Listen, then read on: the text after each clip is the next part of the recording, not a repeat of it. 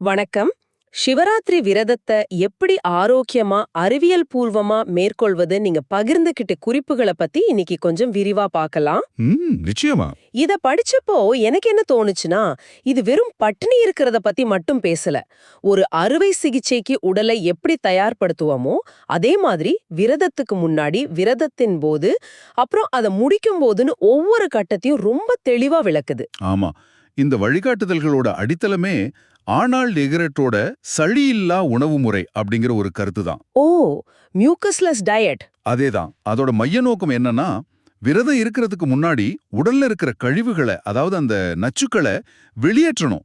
அப்போதான் அந்த விரதம் பாதுகாப்பானதாவும் முழுமையான பலன் தரதாவும் இருக்கும். அருமை. அப்போ இன்னைக்கு நம்மளோட நோக்கம் இந்த முழு நெறிமுறையையும் அலசி ஆராய்வதுதான். இத ஒரு மராத்தான் ஓட்ட பந்தயத்துக்கு தயாராவது மாதிரி பார்க்கலாம் இல்லையா? ஆமா, நல்ல ஒப்பீடு. முதல்ல பயிற்சி காலம், அதாவது அந்த 3 நாள் தயாரிப்பு. அப்புறம் முக்கிய நிகழ்வு சிவராத்திரி விரதம். கடைசியா ரொம்ப ரொம்ப முக்கியமான அந்த மீட்பு காலம், விரதத்தை முடிப்பது. ஆமா. இதுல எந்த ஒரு கட்டத்துல தவறு நடந்தாலும் அது உடம்புக்கு பிரச்சனை தான். இந்த வழிகாட்டி இது எல்லாத்துக்கும் ஒரு தெளிவான திட்டத்தை கொடுக்குது. நம்ம அதை படிப்படிக்க பார்க்கலாம். சரி. சரி, முதல்ல இந்த தயாரிப்பு கட்டத்துக்கு வருவோம். இந்த வழிகாட்டி சொல்ற விஷயமே, சிவராத்திரி அன்னைக்கு திடீர்னு பட்டினி இருக்கக்கூடாது, 3 நாளைக்கு முன்னாடியே உடலை தயார்படுத்தணும்னு சொல்லுது. சத்தியமா சொல்லணும்னா, ஒரு நாள் விரதத்துக்கு 3 நாள் தயாரிப்புங்கிறது கொஞ்சம் அதிகமா தெரியலையா? ம்.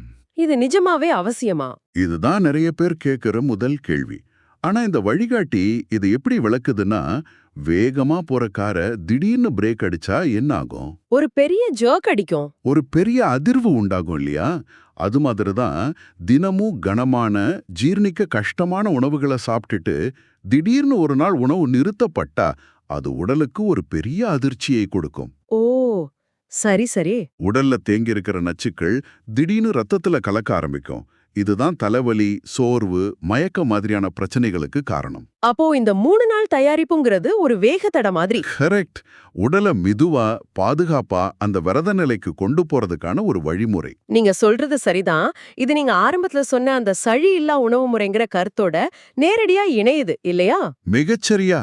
இந்த வழிகாட்டி சொல்லுது, அசைவம், முட்டை, பால் சார்ந்த கனமான பொருட்கள், அதாவது சீஸ், பனீர், அப்புறம் மைதா, எண்ணெயில் பொரிச்சது, இதெல்லாம் தான் உடல்ல சளி போன்ற கழிவுகளை உருவாக்குதுன்னு. ஆமா. அப்போ இந்த 3 நாள் உணவு கட்டுப்பாடுங்கிறது வெறும் ஜீரண மண்டலத்துக்கு ஓய்வு கொடுக்கறது மட்டும் இல்ல. இல்ல, விரதத்தை தொடங்குறதுக்கு முன்னாடியே உடலோட நச்சுச்சுமையை குறைக்கிறதுக்கான ஒரு செயல்பாடு. சரி, அதோட இரவு 7 மணிக்குள் எளிமையான உணவை முடிச்சுக்கணும்னு சொல்றாங்க. ஆமா. அதுவும் வேக வச்ச காய்கறிகளோட ஒரு இட்லி, தோசை அல்லது சப்பாத்தின்னு குறிப்பிடுறது செரிமான அமைப்புக்கு நாம ஒரு சிக்னல் கொடுக்கிற மாதிரி. எப்படி சொல்றீங்க? அடுத்த சில நாட்களுக்கு உனக்கு ஓய்வு கிடைக்க போகுது, தயாராக இரு அப்படின்னு சொல்ற மாதிரி தான்.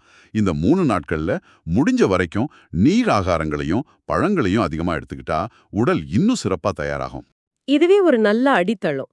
ஆனா இந்த வழிகாட்டியில எனக்கு ரொம்ப பிடிச்ச விஷயம் என்னன்னா, இது எல்லாருக்குமான ஒரே தீர்வுன்னு சொல்லாம, ஆமா. உடல்நிலை சரியில்லாதவங்களுக்கு தனியா கவனம் செலுத்துறது தான். சர்க்கரை நோய், ரத்த அழுத்தம், அல்சர், இல்ல உடல் பலவீனமா இருக்கிறவங்க முழு விரதம் இருக்கவே கூடாதுன்னு ரொம்ப திட்டவட்டமா சொல்லிருக்கு. நிச்சயமா. பக்திங்கிற பேர்ல உடலை வருத்துக்கிற பலருக்கு இது ஒரு முக்கியமான எச்சரிக்கை மணி. ஆமா. அவங்களுக்கான மந்திரமே இதுதான்னு சொல்லலாம். வயிறு காலியாகவும் இருக்கக்கூடாது, அதே சமயம் செரிமானத்திற்கு வேலையும் கொடுக்கக்கூடாது. ஆஹா, இது நல்லா இருக்கே. இதுக்கு திரவ உணவுகள் தான் ஒரே தீர்வு. உதாரணமா 1/2 மணி நேரத்துக்கு ஒரு முறை ஒரு 30லேருந்து 50 மில்லி தண்ணீர் குடிக்கலாம். ஓகே.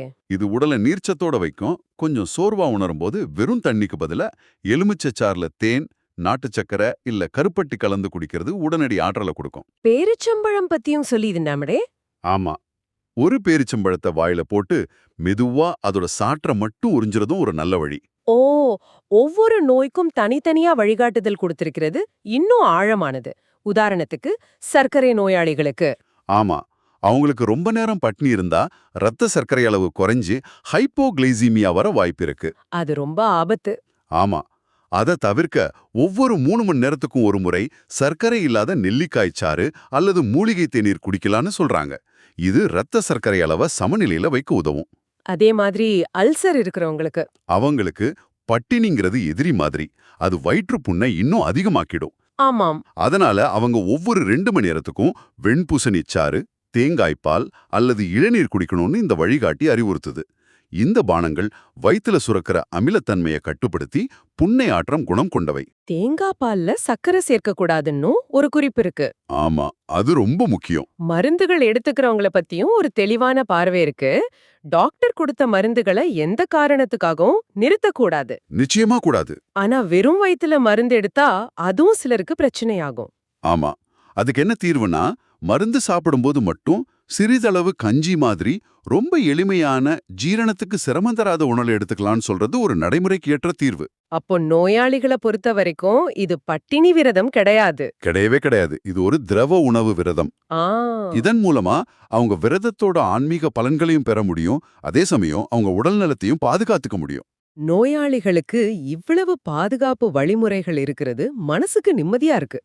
சரி, அப்போ முழுமையா ஆரோக்கியமா இருக்கிற ஒருத்தர் விரதத்தை மேற்கொள்ளணும்னா அவங்களுக்கு என்னென்ன ஆலோசனைகள் இருக்கு? ம், இந்த வழிகாட்டி வெறும் உணவு பத்தி மட்டும் பேசல, ஆமா, அது உடல் மற்றும் மனம் ரெண்டுக்குமான ஒரு பயிற்சியாவே இது அணுகுது. ஆமா. இது உடலையும் மனசையும் ஒருமுகப்படுத்துற ஒரு பயிற்சி. உடலுக்கு என்ன சொல்றாங்கன்னா, காலையில குளிர்ந்த நீர்ல குளிக்கணும். குளிர்ந்த நீர்லையா? ஏன்? இது முதுகுத்தண்டு நரம்புகளை தூண்டி நாள் முழுக்க உடலை சுறுசுறுப்பாவும் விழிப்புணர்வோட வைக்க உதவுமா. ஓகே. நாள் முழுக்க திட உணவு கிடையாது. தண்ணீர், தேன் கலந்த நீர், எலுமிச்சை சாறு மட்டும் குடிச்சிக்கலாம். ஒருவேளை பசி தாங்க முடியலனா? அதுக்கும் ஒரு சின்ன சலுகை இருக்கு. மாலையில மட்டும் 2 வாழைப்பழம் இல்லைன்னா ஊற வச்ச ஒரு கைப்பிடி நிலக்கடலை சாப்பிடலான்னு சொல்லியிருக்கு. சரி சரி. இது பசியை கட்டுப்படுத்தவும் உதவும், அதே சமயம் உடலுக்கு அதிக பாரம் கொடுக்காமலும் இருக்கும். கரெக்ட். மனதுக்கான பயிற்சிகள் இன்னும் ஆழமானவை. முடிஞ்ச வரைக்கும் மௌனம் காக்க சொல்றாங்க. மௌனமா? ஆமா, இதுக்கு பின்னாடி ஒரு தத்துவம் இருக்கு. நாம பேசும்போது நம்மளோட பிராணசக்தி, அதாவது உயிராற்றல் அதிகமா செலவாகுது. ம். மௌனமா இருக்கும்போது அந்த சக்தி சேமிக்கப்படுது. இதுல இன்னொரு சுவாரஸ்யமான ஒருவேளை கொஞ்சம் வித்தியாசமான கருத்தும் இருக்கு. சொல்லுங்க. முதுகு தண்டை நேரா வச்சு தரையில சமணம் போட்டு உட்கார்றது பூமியோட காந்த சக்திய நம்ம உடல் ஈர்க்க உதவுற ஒரு நிலைன்னு இந்த வழிகாட்டி ஒரு கருத்தை முன்வைக்குது. ஆமா, இது உடலை சுற்றுச்சூழலோட இணைக்கிற ஒரு மாற்று பார்வை. இது மருத்துவ அறிவியல் இல்ல. ஆமா, ஆமா. இதை ஒரு மருத்துவ ஆலோசனையா பார்க்காம அந்த வழிகாட்டி முன்வைக்கிற ஒரு முழுமையான கண்ணோட்டமா எடுத்துக்கலாம். உடலோட ஆற்றல் ஓட்டத்தை சீராக்க இது உதவுங்கிறது அவங்களோட பார்வை. சரி, இப்போ மராத்தானோட முக்கியமான கட்டம், அதாவது விரதத்தை முடிக்கிற பகுதிக்கு வருவோம். இதுதான் ரொம்ப ரொம்ப முக்கியம். இரவு முழுக்க கண் விழிச்சு ஒரு விதமான ஆன்மீக நிறைவோட இருந்துட்டு காலையில எழுந்ததும் பசியில கண்டதையும் சாப்பிடுறது தான் பலரும் செய்யற மிகப்பெரிய தவறுன்னு இதுல அழுத்தமா சொல்லியிருக்கு. ஆமா, ஒரு நாள் முழுக்க ஓய்வுல இருந்த ஒரு இயந்திரத்தை திடீர்னு முழு வேகத்துல இயக்குற மாதிரி இது. இந்த ஒரு தவறு கடந்த 24 மணி நேர உழைப்பை வீணாக்கிடும் இல்லையா? நிச்சயமா. இத ரொம்ப அறிவியல் பூர்வமாவே விளக்குறாங்க. ஓய்வுல இருந்த செரிமான மண்டலத்தை ரொம்ப மெதுவா தான் இயக்கணும். காரை ஸ்டார்ட் செஞ்ச உடனே டாப் கியர்ல ஓட்ட மாட்டோம் இல்லையா? அதேதான். அது மாதிரிதான். முதல் படி, காலையில எழுந்ததும் காஃபி, டீ குடிக்க கூடாது. அடடா, அதுதான் முதல் வேலையா இருக்கும் பலருக்கும். அதுல அமிலத்தன்மை அதிகம். அதுக்கு பதிலா வெதுவெதுப்பான நீர்ல எலுமிச்சை சாறும் தேனும் கலந்து குடிக்கணும். இது குடலை சுத்தம் செஞ்சு செரிமான உறுப்புகளை மெதுவா தட்டி எழுப்போம். அதுக்கப்புறம் முதல் உணவு, இது ரொம்ப ரொம்ப முக்கியம். ஆமா, வேக வச்ச நேந்திரம் பழம் சாப்பிடலாம்னு பரிந்துரைக்குது. இது எளிதா ஜீரணமாகும், உடலுக்கு தேவையான ஆற்றலையும் கொடுக்கும். ஆனா இங்க ஒரு முக்கியமான எச்சரிக்கை இருக்கு. நோயாளிகள் விரதம் முடிச்ச பிறகு பழங்களை சாப்பிடக்கூடாது, வேக வச்ச காய்கறிகளை மட்டும்தான் எடுத்துக்கணும்னு தெளிவா சொல்லிருக்கு. ஏன் இந்த வித்தியாசம்? நல்ல கேள்வி. நோயாளிகளோட செரிமான அமைப்பு மற்றவங்கள விட இன்னும் மென்மையா இருக்கும். நீண்ட விரதத்துக்கு பிறகு பழங்கள்ல இருக்கிற சர்க்கரை சிலருக்கு செரிமான பிரச்சனைகளை உருவாக்கலாம். ஓ, அப்படியா? ஆனா வேக வச்ச காய்கறிகள்ல நார்ச்சத்தும் ஊட்டச்சத்தும் இருக்கு. ஆனா அது ஜீரணத்துக்கு ரொம்ப எளிதானது. அதனாலதான் இந்த முன்னெச்சரிக்கை. மதிய உணவும் கூட காரம், புளிப்பில்லாத ஆவியில வெந்த காய்கறிகளும் சாதம் ஒண்ணு ரொம்ப எளிமையா இருக்கணும். ஆமா, சரி, இப்போ நான் ஒரு விஷயத்தை நிறுத்தி கேட்கணும். தூக்கத்தை பத்தின குறிப்பு எனக்கு ரொம்ப ஆச்சரியமா இருந்துச்சு. சிவராத்திரிக்கு மறுநாள் பகல்ல தூங்கவே கூடாதுன்னு சொல்லுது. ம், இது நம்ம இயல்புக்கு நேர் எதிரானது இல்லையா? ராத்திரி முழுக்க கண் விழிச்சிருந்தா அடுத்த நாள் பகல்ல தூங்கணும்னு தான் உடம்பு கேக்கும். கேக்கும். அந்த ஆசையை எதிர்த்து போராட சொல்றதுக்கு என்ன காரணம்? இது ஒரு பெரிய சித்திரத்தோட பொருத்தி பார்த்தாதான் காரணம் புரியும். இரவு முழுக்க விழித்திருந்ததோட நோக்கம் ஒரு விதமான உயர்ந்த விழிப்புணர்வு நிலையை அடையிறது. சரி. அப்ப நம்மளோட சக்தி சேமிக்கப்படுது. பகல்ல தூங்கினா அந்த சேமிக்கப்பட்ட சக்தியும் நம்ம அடைஞ்ச அந்த விழிப்புணர்வு நிலையும் கலைஞ்சிடும்னு சொல்றாங்க. ஓ. நம்ம உடலுக்குன்னு ஒரு உயிரியல் கடிகாரம், அதாவது பயாலஜிக்கல் கிளாக் இருக்கு. அதை திரும்பவும் சீரான நிலைக்கு கொண்டு வர்ற அன்னைக்கு ஒரு நாள் மட்டும் பகல் தூக்கத்தை தவிர்த்துட்டு ராத்திரி வழக்கம் போல தூங்க போறது தான் சரின்னு இந்த வழிகாட்டி சொல்லுது. அப்போ அடுத்த நாள் நாம சோர்வில்லாம இருக்க இது உதவுமா? நிச்சயமா. அப்போ அந்த விரதத்தோட முழுமையான பலனை அடையறதுக்கு விரதத்தை எப்படி முடிக்கிறோம் என்பதும் அதுக்கு அடுத்த நாள் எப்படி இருக்கும் என்பதும் ரொம்ப முக்கியம். ரொம்ப ரொம்ப முக்கியம். சரி, இந்த விரதத்தை எப்படி செய்யறது, எப்படி முடிக்கிறதுன்னு பார்த்தாச்சு. அதுக்கப்புறம் இந்த வழிகாட்டி ஒரு அருமையான விஷயம் பண்ணுது. இந்த பாடங்களை ஒரு நாளோட நிறுத்திக்காதீங்கன்னு சொல்லிட்டு வாழ்நாள் முழுக்க பின்பற்ற வேண்டிய சில உணவு விதிகளை பத்தி பேசுது. ஆமா, சிவராத்திரி அனுபவத்தை ஒரு வாழ்க்கை பாடமா மாத்துது. இது ஒரு வாழ்க்கை முறைக்கான குறிப்பு. அதுல முதல் விதி பசித்தால் புசி.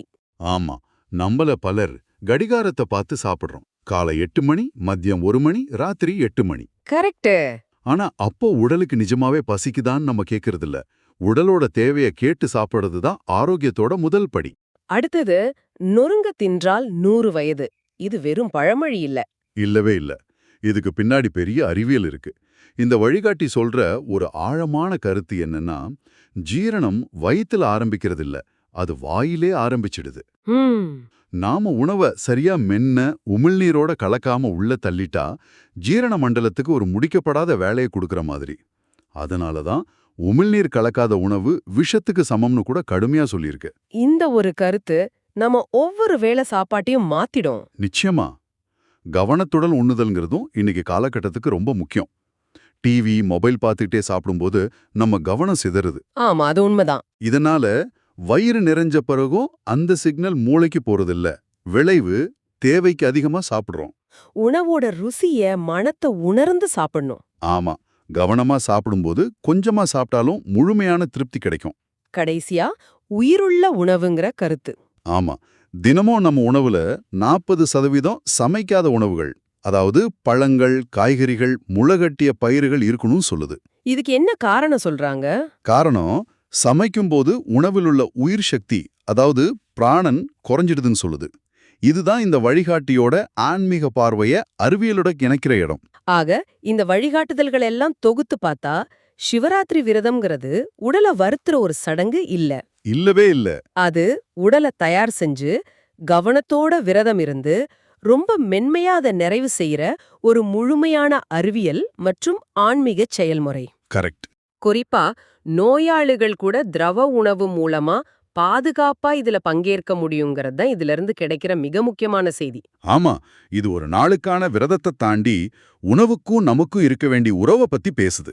ஆமா, உடலோட மொழிய கேக்குறது, உணவை மதிக்கிறது, உயிருள்ள உணவுகளுக்கு முக்கியத்துவம் கொடுக்கறதுன்னு பல ஆழமான விஷயங்களை தொட்டு செல்லுது. இது எல்லாத்தோட மைய கருத்து விழிப்புணர்வு தான். விழிப்புணர்வு. உணவிலும் விழிப்புணர்வு, செயலிலும் விழிப்புணர்வு, உறக்கத்திலும் விழிப்புணர்வு. சரியா சொன்னீங்க. இந்த வழிகாட்டிலிருந்து உங்களுக்கு ஒரு சிந்தனை. சமைக்காத உணவுகள்ல உயிர் சக்தி அல்லது பிராணான் அதிகமா இருக்குன்னு சொல்லியிருக்கு. அதப்படுத்தப்பட்ட, அதிகமா சமைக்கப்பட்ட துரித உணவுகளையே நாம அதிகமா சாப்பிடுற இந்த காலத்துல நம்ம உணவுல இருந்து குறையக்கூடிய இந்த உயிர் சக்திங்கிற கருத்து நம்மளோட ஒட்டுமொத்த ஆற்றலையும், உடல் நலத்தையும், மனநலத்தையும் எப்படி பாதிக்க கூடும்? இது நீங்க யோசிச்சு பார்க்க வேண்டிய ஒரு விஷயம்.